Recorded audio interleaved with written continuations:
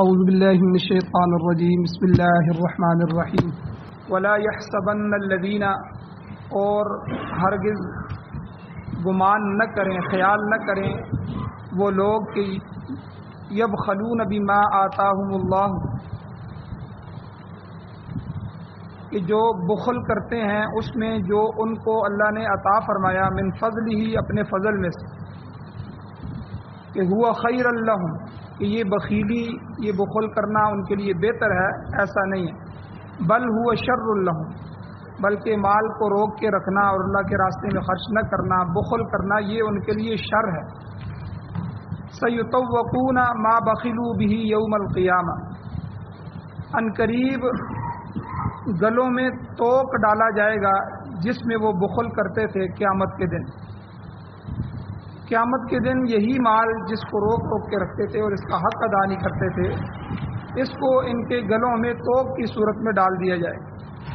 وَلِلَّهِ مِيرَاثُ السَّمَاوَاتِ وَالْأَرْضِ، اور اصل بات یہ ہے کہ آسمانوں اور زمین کی وراثت یہ اللہ کی ہے۔ وَاللَّهُ بِمَا تَعْمَلُونَ خَبِيرٌ، اور اللہ تعالیٰ جو تم عمل کرتے ہو ان کی خبر رکھنے والا ہے۔ سورہ آل عمران کی آیت نمبر 180 آپ کے سامنے تلاوت ہوئی ہے، آپ نے ترجمہ سے بات فرمایا۔ اس آیت کے 2 درس گزر چکے ہیں، آج تیسرا درس ہے، جس میں اللہ تعالیٰ نے یہودیوں اور منافقین کی مذمت کی اور ان کے اس عمل کو بیان فرمایا کہ یہ لوگ اتنے حریص ہیں، خاص کر کے یہودی اتنا حریص ہوتا ہے کہ وہ بالکل مال خرچ نہیں کرتے، اور اللہ تعالیٰ نے انفاق فی سبیل اللہ، کہ اللہ کے راستے میں خرچ کرنا، اس کا حکم بھی دیا ہے اور اس کے فضائل بھی سنائے، اور اللہ کے راستے میں خرچ نہ کرنے والوں کی، اللہ نے بخل کرنے والوں کی مذمت بھی بیان فرمائی۔ اور دوسری چیز کہ یہاں اللہ تعالیٰ نے ایک جملہ فرمایا کہ یبخلون، کہ وہ لوگ بخل کرتے ہیں، بما آتاہم اللہ، اس مال میں جو اللہ نے ان کو عطا کیا۔ یعنی یہاں اللہ نے یہ بات بھی بتا دی کہ یہ تمہارے پاس جو مال ہے، تمہارے یہ اپنی کمائی کا نہیں ہے، یہ اللہ نے تمہارے لیے دیا۔ ورنہ کتنے لوگ ہیں کہ جن کے پاس دولت موجود ہے، پیسہ موجود ہے، لیکن کوئی کاروبار آگے نہیں چل رہا، کوئی سلسلہ نہیں چل رہا، اور کئی لوگ ایسے ہیں جن کے پاس کچھ نہیں ہوتا لیکن ان کا رزق اللہ نے لکھ دیا ہے، تو ان کے لیے اللہ اسباب مہیا کر دیتے ہیں، بغیر پیسے کے بھی کما رہے ہیں، تو یہ سب کچھ اللہ کا دیا ہوا ہے۔ تو اللہ فرماتے ہیں میرے دیے ہوئے میں سے بخل کرتے ہو اور اس کی زکوٰۃ ادا نہیں کرتے ہو اور اللہ کے راستے میں ادا نہیں کرتے ہو، تو اس کے بارے میں پھر بخیل آدمی یہ سوچتا ہے کہ وہ خیر لہم، کہ یہ تو میرے لیے بہتر ہے کہ میرا مال بچ رہا ہے، میں کہاں سے زکوٰۃ دوں، میں کہاں سے جو ہے اللہ کے راستے میں خرچ کروں، صدقات دوں، اگر صدقہ خیرات کروں گا، زکوٰۃ نکالوں گا تو میرا مال تو کم ہو جائے گا، اس لیے مال نہ دینا اور اس کو روکے رکھنا یہی میرے لیے بہتر ہے۔ اللہ کہتے ہیں ایسا نہیں ہے، بل ہوا شر لہم، بلکہ اس کا یہ عمل کہ وہ اللہ کے راستے میں خرچ نہیں کر رہا، یہ اس کے لیے شر ہے۔ تو اس لیے حضور علیہ الصلوۃ والسلام نے فرمایا کہ یہ جو زکوٰۃ تزکیہ سے ہے، پاکی سے، کہ جب آدمی اپنے حلال مال میں سے اللہ کے راستے میں زکوٰۃ دیتا ہے تو اللہ اس زکوٰۃ کی وجہ سے اس کے باقی سارے مال کو پاک فرما دیتا ہے، وہ مال خیر و برکت والا ہو جاتا ہے، اور اس میں اللہ ترقیاں عطا فرماتے ہیں، اللہ اس مال میں، باقی بچنے والے مال میں سکون عطا فرماتے ہیں۔ لیکن اگر یہی مال اللہ کے راستے میں خرچ نہ کیا جائے تو یہی اس کے لیے جو اللہ نے فرمایا بل ہوا شر لہم، یہ شر بن جاتا ہے۔ پھر یا تو یہ مال جو ہے اسپتالوں میں لگے گا کہ کوئی نئی بیماری کہ پھر لاکھوں روپے لگ رہے ہیں، اور یا پھر یہ عدالتوں میں لگے گا یا کسی اور جھگڑوں میں لگے گا، پھر اس کے اندر شر پیدا ہو جائے۔ تو اور دوسری سزا جو دی جائے گی وہ اللہ تعالیٰ نے فرمایا سیطوقون ما بخلوا به یوم القیامہ، جس مال میں وہ بخل کرتے تھے، قیامت والے دن اس مال کو توق بنا کے لپیٹ کر ان کے گلے میں ڈال دیا جائے۔ تو اس لیے مال کے اندر یعنی یہ 3 چیزیں ہیں جن پر اللہ تعالیٰ نے زکوٰۃ فرض کی ہے۔ ایک تو مال کی زکوٰۃ ہے کہ بندہ سال کے بعد مال کا نصاب یہ ہے کہ اس پر سال گزر جائے، آدمی مالدار ہو، 52.5 تولے چاندی کی قیمت اس کے پاس آ جائے، اتنی رقم آ جائے. تو آج کل کے دور میں 1700-1800 روپیہ تولہ ہے چاندی، تو 52.5 تولے چاندی یہ تقریباً 90,000 کے قریب بنتی ہے. اتنی رقم اگر کسی بندے کے پاس ہو، پھر اس پر سال بھی گزر جائے تو سال کے بعد جو ہے اس پر زکوٰۃ ہوتی ہے. یہ اتار چڑھاؤ ہوتا رہتا ہے ان کی قیمتوں کا. تو بہرحال اتنا نصاب اس کے پاس موجود ہے تو سال کے بعد وہ حساب کرے اور اس کی زکوٰۃ دے. یہ مال کی زکوٰۃ. دوسری زکوٰۃ ہے فصلوں کی. فصلوں کا عشر ہے، یہ عشر بھی زکوٰۃ ہے. اب فصلیں دو قسم کی ہوتی ہیں، یا تو فصل وہ ہوتی ہے جس کو بو کے، جس میں بیج ڈال کے تیاری کر کے اس کو چھوڑ دیا جاتا ہے، پھر کاٹنے کے وقت کاٹا جاتا ہے. اور یہ بارانی زمین ہوتی ہے، کئی علاقوں کی زمین ہے کہ جس میں بارشیں ہوتی ہیں اور بارشوں سے فصل ہوتی ہے. بارش نہ ہو تو فصل بھی متاثر ہوتی ہے، پانی نہیں ہوتا. تو اس کا اللہ تعالیٰ نے عشر یعنی 10واں حصہ، تو 10 توڑوں کے بعد 1 توڑا، 10 کلو کے بعد 1 کلو، تو یہ 10واں حصہ اللہ تعالیٰ نے جو ہے یہ زکوٰۃ رکھی ہے، اس کو عشر کہتے ہیں. لیکن اگر کوئی زمین بارانی نہیں ہے بلکہ آبپاشی والی ٹیوب ویل والی زمین ہے کہ جس میں پانی خرید کر لگایا جاتا ہے، گھنٹوں کے حساب سے لگایا جاتا ہے، تو ایسی زمین پر اللہ تعالیٰ نے خمس رکھا ہے. عشر نہیں ہے، خمس ہے، 20واں حصہ. پھر 20 توڑوں کے بعد 1 توڑا ہو جائے، 20 کلو کے بعد 1 کلو ہو جائے. تو یعنی عشر کہتے ہیں 100 میں سے 10 یعنی 10واں حصہ، اور خمس کہتے ہیں 100 میں سے 20واں حصہ یعنی 5. تو یہ فصلوں کی زکوٰۃ ہے، فصلوں کا عشر ہے. اور فصلوں میں نصاب کیا ہے؟ فصلوں میں کوئی نصاب نہیں ہے. فصلوں میں یہ ہے کہ جو بھی فصل آئے، چاہے سال میں 4 فصلیں ہوں، 5 فصلیں ہوں، 2 فصلیں ہوں، سال میں 1 فصل ہو، جتنی فصل ہوگی اس فصل کا پورے کا عشر ہوگا، خمس ہوگا. یہ فصلوں کی زکوٰۃ ہے. اب اس سے جو مال آئے گا عشر کی وجہ سے اللہ تعالیٰ اس مال کو پاک کر دیں گے. اسی طرح تیسری زکوٰۃ ہے جانوروں کی زکوٰۃ. چونکہ ہمارے پاس زیادہ جانور ہوتے نہیں ہیں، لیکن عربوں کے ہاں اس وقت جانور بہت زیادہ ہوتے تھے، خاص کر کے بھیڑیں ہیں، بکریاں ہیں، یہ بہت زیادہ ہوتی تھی. تو اس لیے جانوروں کی بھی زکوٰۃ ہے. اور جانوروں میں جو نصاب ہے وہ مختلف ہے، تو اس کی لمبی تفصیل ہے. مختصراً یہ ہے کہ بکریاں جو ہے وہ 40 تک پہنچ جائیں، پھر اتنی بکری، ایک بکری دینی ہے، پھر 50 ہو جائیں، پھر 60 ہو جائیں، 120 ہو جائیں، تو یعنی یہاں تک پورا نصاب ہے. اسی طرح گایوں کا اور بھینسوں کا جو ہے نصاب ہے. اور اسی طرح اونٹ تھے اس وقت عرب میں، تو اونٹوں کا ہے کہ 5 اونٹ ہو جائے تو پھر ایک بچہ اونٹ کا، اور پھر اسی طرح 10 ہو جائیں، پھر جو ہے 15، 20، پھر 30، پھر 40، پھر 50، یہ مختلف نصاب ہے. تو اس لیے کسی کا باڑا ہو بھینسوں کا یا جانوروں کا اور زیادہ جانور ہوں تو اس کو سال کے بعد جانوروں میں سے بھی زکوٰۃ دینی ہوگی. تو یہ اللہ تعالیٰ نے اپنا حق مقرر کیا ہے، یہ حقوق اللہ میں سے آتا ہے. جس طرح نماز حق اللہ ہے، اللہ کا حق ہے، یہ اللہ نے فرض کیا ہے، زکوٰۃ ہے، ٹھیک ہے، اور حج ہے، روزہ ہے.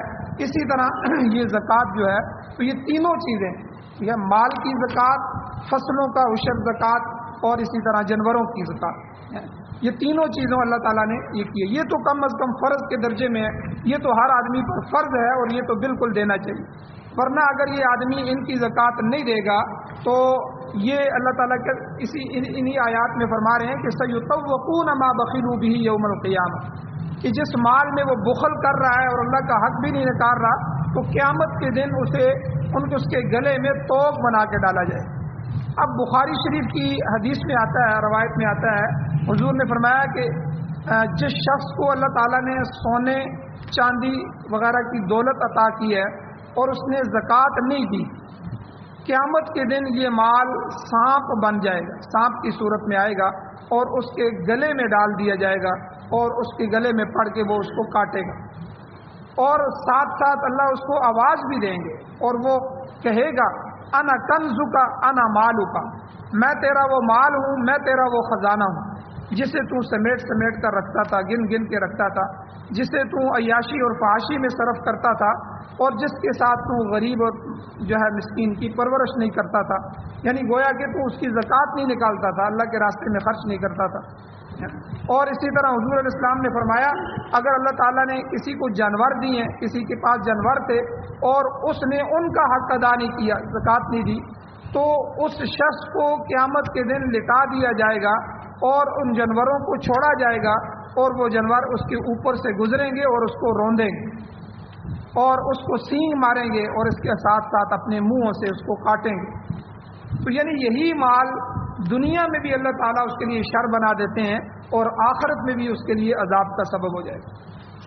اسی لیے حجت اللہ البالغہ، یہ شاہ ولی اللہ محدث دہلوی رحمۃ اللہ علیہ کی عظیم کتاب ہے، تو اسلام کی تائید اور خدمت میں بڑی بڑی کتابوں میں سے یہ ایک بڑی کتاب بھی ہے، اور یہ ہمارے مدرسوں میں پڑھائی جاتی بھی ہے۔ تو اسی طرح شاہ ولی اللہ محدث دہلوی رحمۃ اللہ علیہ کی ایک اور معرفت الآراء کتاب ہے، ازالۃ الخفاء عن خلافۃ الخلفاء۔ اس میں چاروں خلفاء جو ہمارے ہیں، سیدنا صدیق اکبر رضی اللہ تعالیٰ عنہ، حضرت عمر فاروق رضی اللہ تعالیٰ عنہ، حضرت عثمان غنی رضی اللہ تعالیٰ عنہ، حضرت علی المرتضیٰ رضی اللہ تعالیٰ عنہ، چار خلیفہ جو تھے، ان چاروں کے جو ہے سوانح حیات ہیں، پوری زندگی کے حالات لکھے ہوئے ہیں، اور انہوں نے جو نظام حکومت چلایا تھا، پورے نظام حکومت جو ہے اس میں لکھا ہوا ہے۔ تو شاہ صاحب رحمہ اللہ ان دونوں کتابوں میں فرماتے ہیں کہ یہ دنیا میں جو اخلاق کا بگاڑ پیدا کرنے والی دو چیزیں جو انسان کے اخلاق کے اندر بگاڑ پیدا ہوتا ہے، ایک ہے امپریلزم، اس کو انگلش میں کہتے ہیں، اس کا مطلب ہوتا ہے شہنشاہیت اور ملوکیت، یعنی بادشاہت اور ملوکیت آ جائے جب، تو ہر جو بندہ مقرر ہو جائے وہ اپنی منمانیاں کر کے قوم پر مسلط ہو جائے، تو یہ شہنشاہیت ہوتی ہے، ملوکیت ہوتی ہے، تو اس سے اخلاق بگڑ جاتے ہیں۔ اور دوسری چیز ہے سرمایہ داری۔ تو انبیاء علیہ الصلوۃ والسلام ایسی چیزوں کی اصلاح کے لیے دنیا میں تشریف لاتے رہے ہیں۔ ملوکیت کے اندر منمانی کروائیاں ہوتی ہیں، جو ہوتا ہے وہ خود بخود اپنا بادشاہ بن جاتا ہے، اس کی اپنی مرضی ہوتی ہے، پوری قوم کو یرغمال ہوتا ہے، کسی کے حقوق کا خیال نہیں کیا جاتا، جس کی وجہ سے اخلاق کے اندر بگاڑ پیدا ہو جاتا ہے۔ اور دوسری چیز سرمایہ داری۔ سرمایہ داری میں بھی انسان حلال اور حرام کی تمیز کیے بغیر اس کو اکٹھا کرنے کی فکر میں ہوتا ہے کہ مال اکٹھا ہو جائے، چاہے کسی طریقے سے بھی آ جائے، چاہے دوسرے لوگوں کے حقوق کیوں نہ ضائع ہو جائے۔ تو لہذا یہ دونوں چیزیں انسانی اخلاق کے بگاڑ کا سبب ہیں۔ اللہ تعالیٰ نے سورہ فجر کے اندر 30ویں سپارے میں، سورہ فجر میں اللہ نے خود فرمایا وَتُحِبُّونَ الْمَالَ حُبًّا جَمًّا، تم جی بھر کر مال سے محبت کرتے ہو، مال سے اتنی محبت کرتے ہو کہ غرباء اور مساکین کا بھی خیال نہیں رکھتے۔ اور اللہ تعالیٰ نے انہی آیات میں فرمایا کلا بل لا تکرمون الیتیم، ہرگز نہیں، تمہیں کامیابی نہیں ہوگی، بلکہ تم کیوں کہ تم یتیم کا اکرام نہیں کرتے، یتیموں کی عزت نہیں کرتے ہو۔ ولا تحاضون علی طعام المسکین، تم مسکینوں کو کھانا کھلانے پر لوگوں کو ترغیب نہیں دیتے ہو، ابھارتے نہیں ہو، خود بھی نہیں کھلاتے، دوسروں کو بھی نہیں ترغیب دیتے۔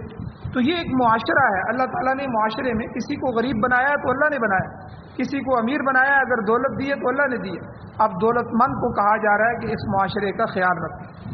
یہ اللہ کا الخلق عیال اللہ، یہ مخلوق اللہ کا کنبہ ہے۔ حضور نے فرمایا کہ گویا کہ جس طرح آپ کا کنبہ قبیلہ ہوتا ہے، اسی طرح یہ ساری مخلوق اللہ کی پیدا کی ہوئی ہے، تو مخلوق پر رحم کرو۔ تو خاص کر کے جو آدمی کما لیتا ہے وہ تو اپنے گھر کو چلا لے گا، لیکن ایک مسکین اور ایک یتیم اور ایک بیوہ عورت، ٹھیک ہے، خامن کے مرنے کے بعد اس کے کیسے کیسے حالات ہوتے ہیں، یتیموں کے حالات کیسے ہوتے ہیں۔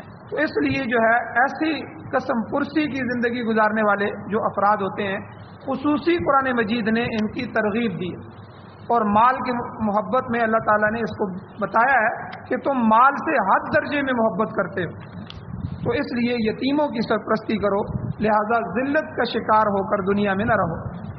ہم جو مشرقی ممالک ہیں، ان کے جو باشندے ہیں، ہم سرمایہ داری کا شکار ہیں۔ اس کے برخلاف بعض ممالک میں اشتراکی نظام بھی رائج ہے. یہ سب نظام جو ہیں یہ خدا اور اس کے دین سے انکار پر مبنی ہے. نہ سرمایہ دارانہ نظام جو ہے ہمارا اسلامی نظام، اسلامی معاشی نظام، یہ ایک الگ نظام ہے جس میں صدقہ خیرات ہے، جس میں زکوٰۃ ہے، جس میں دوسرے لوگوں کی دیکھ بھال ہے. اگر اسلامی نظام آ جائے تو کوئی آدمی بھی بھوکا نہیں مرے گا. تو یہ لوگ اسلامی نظام کو اس لیے نہیں لانا چاہتے کہ سرمایہ دارانہ نظام جو یورپی نظام ہے اس نظام کے اندر سود بھی ہے. اب ظاہر بات ہے ایک آدمی سود کے اوپر چل رہا ہے وہ تو بخیل ہو جائے گا، وہ تو حریص ہے. اسی طرح مال کی محبت ڈالی جاتی ہے اور اتنی ڈالی جاتی ہے کہ آدمی اس میں حریص ہو جاتا ہے. اب جب وہ خود مال کے اندر حریص ہے، میں نے کئی لوگوں کو دیکھا ہمارے گاؤں میں گورنمنٹ زکوٰۃ بھی دیتی ہے کئی دفعہ، اور خاص کر کے کسانوں کے لیے دیتی ہے، اور کسانوں کے لیے کئی دفعہ گندم دیتے ہیں. یہ زکوٰۃ ہے جی، زکوٰۃ میں مختلف گاؤں کے اندر گندم. اس میں جو ہمارے چودھری ہیں یہ کیا ہوا ہے جی، بس گورنمنٹ نے گندم دی ہے. تو ایک دفعہ میں نے ان کو جمع کیا، میں نے کہا بھئی آپ کو پتہ ہے یہ گورنمنٹ احسان تو نہیں کر رہی ہے، تو جو مال وہ زکوٰۃ نکالتے ہیں اس زکوٰۃ میں سے وہ مستحق کسانوں کو یہ گندم بھی دیتے ہیں. جس طرح گورنمنٹ کے اور پروجیکٹ ہوتے ہیں کہ زکوٰۃ کہاں کہاں لگانی ہے، اس میں سے ایک پروجیکٹ ان کا یہ ہے کہ جو سرکاری گندم دی جاتی ہے بیج کے لیے کہ وہ بوئی جائے، تو وہ تو گندم دی جاتی ہے کہ وہ کسان جو زکوٰۃ کا مستحق ہے اس کو دیا جائے تاکہ وہ گندم بوئے. تو یہ تو آپ سب رکھ لیتے ہیں. وہ کہتے ہیں جی ہمیں تو پتہ ہی نہیں تھا، ہم تو سمجھتے ہیں گورنمنٹ کی طرف سے. تو بہرحال یہ ساری چیزیں تو مالدار بھی زکوٰۃ لے رہا ہے کہ کسی طرح مال آ جائے. اب وہ ایسا آدمی خود زکوٰۃ کیسے نکالے گا؟ تو سرمایہ دارانہ نظام میں یہی ترغیب ہوتی ہے کہ مال جمع کرو، مال جمع کرو، مال کیسے کمایا جائے گا. ٹھیک ہے، اب بچوں کو پڑھایا جاتا ہے، اس کو ڈاکٹر بنایا جاتا ہے. اب ڈاکٹر بنا کے جو ہے وہ تم نے مال کیسے کمانا ہے. اب وہ بے رحم ڈاکٹر ہو جاتا ہے. اب اس کو کوئی بھی رحم نہیں ہوتا کہ میں نے کسی، اب مریض ہر طرح کے آتے ہیں، وہ مالدار ہے تو ٹھیک ہے اس سے پوری فیس لے لو، کوئی غریب آ جائے تو اس سے جو ہے اس پر رحم کرو. اب اسلامی نظام آئے گا تو یہی تعلیم یافتہ ڈاکٹر جو ہے یہ رحم دل بن جائے گا. اس کی فکر مال جمع کرنا نہیں ہوگا بلکہ مخلوق خدا پر رحم کرنا ہوگا کہ اللہ تعالیٰ مجھے جو بھی دے گا اس میں اللہ برکت دیں گے، لیکن میں نے اپنے مریضوں کو ایک تو صحیح دیکھنا ہے، ایک ان پر رحم کرنا ہے. ٹھیک ہے، اور تاکہ اللہ تعالیٰ ان کو شفا عطا کر دے تو پھر رحم بن جائے گا. میں نے ایسے ڈاکٹر بھی دیکھے ہیں کہ ان سے سنا ہے، وہ کہتے ہیں 22 سال ہو گئے ہیں، ہم جب مریض کا آپریشن کرتے ہیں تو سب سے پہلے میں جو ہے وضو کرتا ہوں، وضو کرنے کے بعد 2 رکعت نماز نفل پڑھتا ہوں اور پھر اللہ تعالیٰ سے اس مریض کے لیے صحت کی دعا کرتا ہوں. اس کے بعد میں اس کے جو ہے اس کا آپریشن کرتا ہوں. اور آج تک 22 سال میں میرا کوئی بھی آپریشن جو ہے وہ ناکام نہیں ہوا. اب دیکھیں تعلیم منع نہیں ہے، یہ ہنر تو ہماری ضرورت ہے. ڈاکٹر ہمارے معاشرے کی ضرورت ہے، انجینئر ہمارے معاشرے کی ضرورت ہے، یہ تعلیم ہمارے معاشرے کی ضرورت ہے. لیکن اس کے ساتھ ساتھ مسلمان ہونا اور اسلامی نظام کے اندر جو ہے اپنے آپ کو ڈالنا یہ بہت زیادہ ضرورت ہے. اب دیکھیں کتنی سخت آیات ہیں بخیل کے بارے میں اللہ تعالیٰ نے. تو اس لیے اسلامی نظام جو ہے اس میں کسی کی حق تلفی نہیں ہوتی، اس کے حق کا خیال رکھا جاتا ہے. جو ذرائع آمدنی ہوتے ہیں اس پر کنٹرول ہوتا ہے اور حلت اور حرمت کا خیال رکھا جاتا ہے. آپ نے حلال کمانا ہے، حرام نہیں کمانا، مال کا حریص نہیں بننا. ٹھیک ہے، مال کوئی اپنا بنیادی مقصد نہیں بنانا. مقصد آپ کا آخرت ہے اور چلے جانا ہے یہاں دنیا سے، موت کا کوئی پتہ نہیں ہے. صرف مال کمائیں، رزق حلال کمائیں، اس کے فضائل بھی موجود ہیں لیکن اس میں اللہ کا اور جو ہے دین کا جو حق ہے اس حق کو ادا کیا جائے. اور اسی طرح جب صحابہ اکرام کو آپ دیکھیں کہ اللہ تعالیٰ نے جب ان کو حکومتیں دی تو صحابہ اکرام نے باطل نظاموں کو ختم کر دیا. اس وقت بڑے بڑے نظام تھے، کیسر و کسرا کے نظام تھے، تو اس کو الٹ پلٹ کے رکھ دیا. اور حضرت عمر فاروق رضی اللہ تعالیٰ 22 لاکھ مربع میل کا حکمران ہے، وزیر اعظم سمجھ لیں. لیکن جب جو ہے بیت المقدس کی چابیاں دینے کے لیے وہاں لینے کے لیے گئے تو کیسا جا رہے ہیں امیر المؤمنین کہ غلام ساتھ چل رہا ہے، ایک ہی اونٹ ہے. تو غلام کو کہتے ہیں کہ بھائی باری مقرر کرو. تو وہ کہتے ہیں آپ امیر المؤمنین ہیں. انہوں نے کہا بھائی شام تک ہم نے جانا ہے، اتنا لمبا سفر ہے. تو وہاں کے جو عیسائی تھے جو بیت المقدس پر قبضہ کیے ہوئے تھے انہوں نے فوجوں کو کہا کہ بھائی آپ امیر المؤمنین کو بلائیں، ہم خود بخود بغیر جنگ کے بیت المقدس کی اور فلسطین کی اور ان سارے شہروں کی چابیاں ان کے حوالے کر دیں گے. اصل میں ان کی کتابوں میں لکھا ہوا تھا حضرت عمر فاروق رضی اللہ تعالیٰ عنہ جو بیت المقدس کو فتح کریں گے اور حضور علیہ السلام کے آخری نبی الزمان جو آئیں گے ان کے خلیفہ ہوں گے، ان کی نشانیاں لکھی ہوئی۔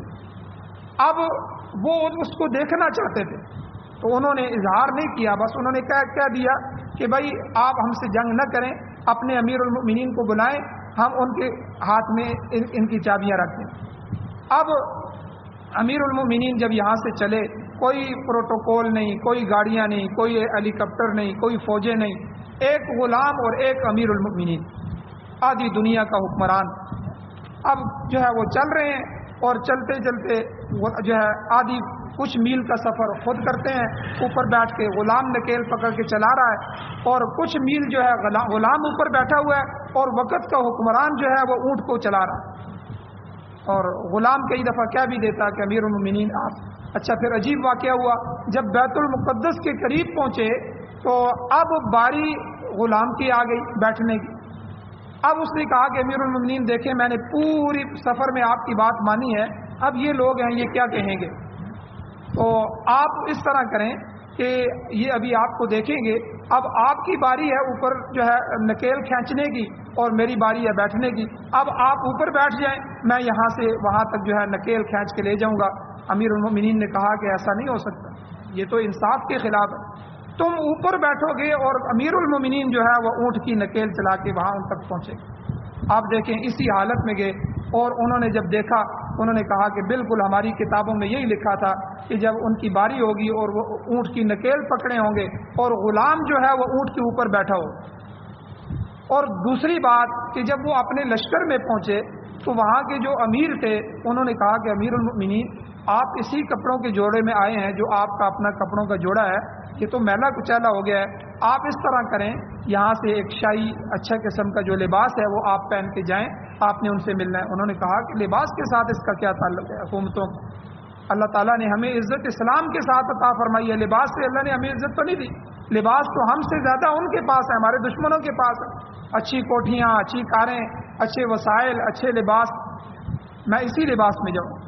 تو امیر المؤمنین اسی لباس میں گئے ہیں، اور جب عیسائیوں نے دیکھا تو ان کے کپڑوں کو دیکھا، اور ان کے کپڑوں پر روایات میں آتا ہے کہ 17 ٹاکیاں لگی ہوئی تھیں، یعنی 17 جگہ ان کی کڑھائی ہوئی تھی، جہاں سے کپڑے پھٹ جاتے ہیں ان کو سی لیا جاتا ہے۔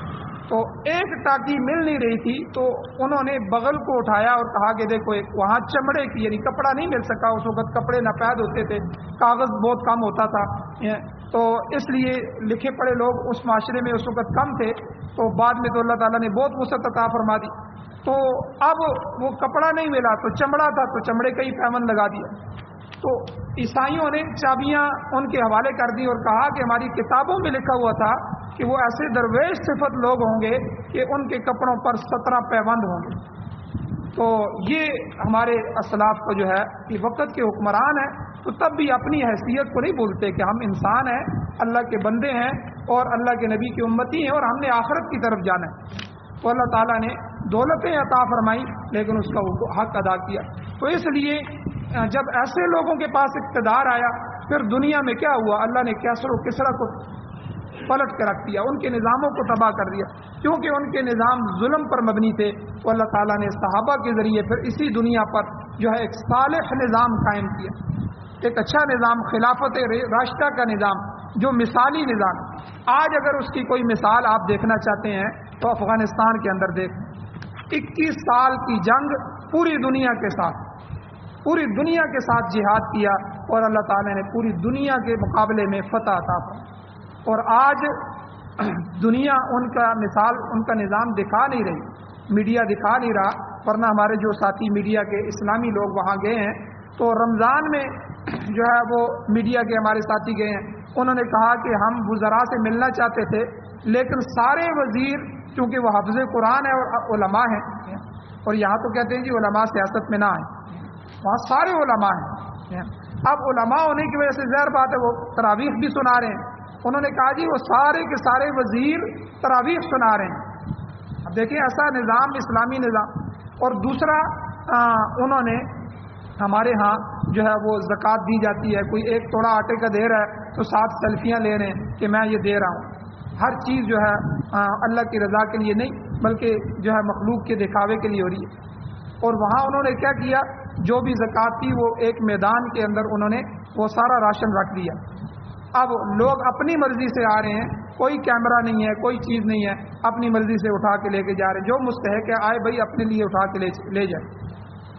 اور وزراء جو ہیں وہ اپنے کندھوں پہ اٹھا کے لوگوں کے گھروں میں جا رہے ہیں۔ وزیر جو ہے لوگوں کے دروازے کھٹکھٹا رہا ہے اور لوگوں کے گھر میں جا کے جو ہے وہ راشن پہنچا رہا ہے۔ یہ اسلامی نظام کہ جس کا مقصد پیسہ جمع کرنا نہیں ہوتا بلکہ اللہ کو اور اس کے رسول کو راضی کرنا ہے تاکہ ہماری آخرت بن جائے۔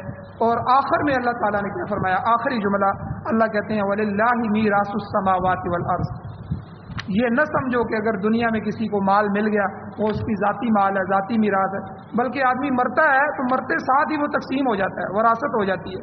وہ تو 10 آدمیوں میں تقسیم ہو جاتا ہے، بیٹوں میں، بیٹیوں میں، بیوی میں، ٹھیک ہے، اسی طرح کئی دفعہ بھائیوں میں، بہنوں میں تقسیم ہو جاتا ہے۔ وہ تو اس کا مرتے ساتھ ہی نہیں رہتا، گڑیاں بھی اتار لی جاتی ہیں، موبائل بھی نکال لیا جاتا ہے، کپڑے بھی اتار لیے جاتے ہیں، یہ اب تیرے کسی کام کے نہیں ہیں، 2 کپڑوں میں 3 کپڑوں میں اس کو کفن دیا جاتا ہے۔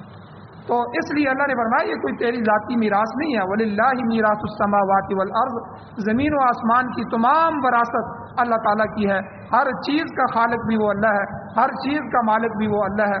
احسن اللہ علیکا، اللہ نے تو تجھ پر احسان فرمایا کہ تجھے عارضی طور پر دنیا میں اس کا مالک بنایا ہے، پھر اپنے احکام بھیجے ہیں تاکہ ان کے مطابق عمل کرو، اس مال سے نیکی کمارو، اس کے مال کے ذریعے اسی کے راستے میں خرچ کرو، بخل نہ کرو، کسی کے حقوق نہ رکھو۔ یاد رکھیں کوئی کسی کے زمین کا ٹکڑا دبا لیتا ہے اور کسی کے زمین کا حصہ دبا لیتا ہے تو حضور علیہ السلام نے حدیث میں فرمایا کہ وہ 7 آسمانوں تک، 7 زمینوں تک وہ حصہ اٹھا کے اس کے گلے میں ڈالا جائے۔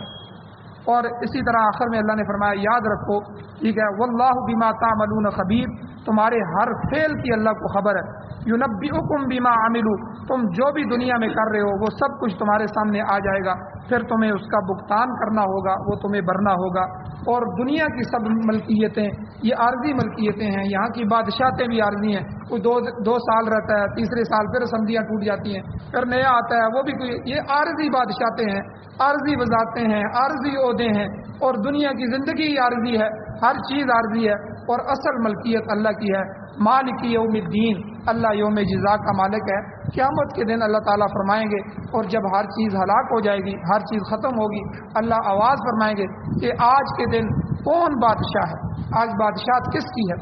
پھر کوئی جواب نہیں ہوگا۔ تو قرآن مجید میں اللہ خود فرماتے ہیں للہ الواحد القہار، آج اللہ قہار کی بادشاہت، آج ساری بادشاہتیں ختم ہو گئی ہیں۔ قیامت کے دن عارضی بادشاہت بھی کسی کی نہیں رہے گی، عارضی ملکیت بھی کسی کی نہیں رہے گی، ایک اللہ کی حقیقی ملکیت اس وقت ظاہر ہو جائے۔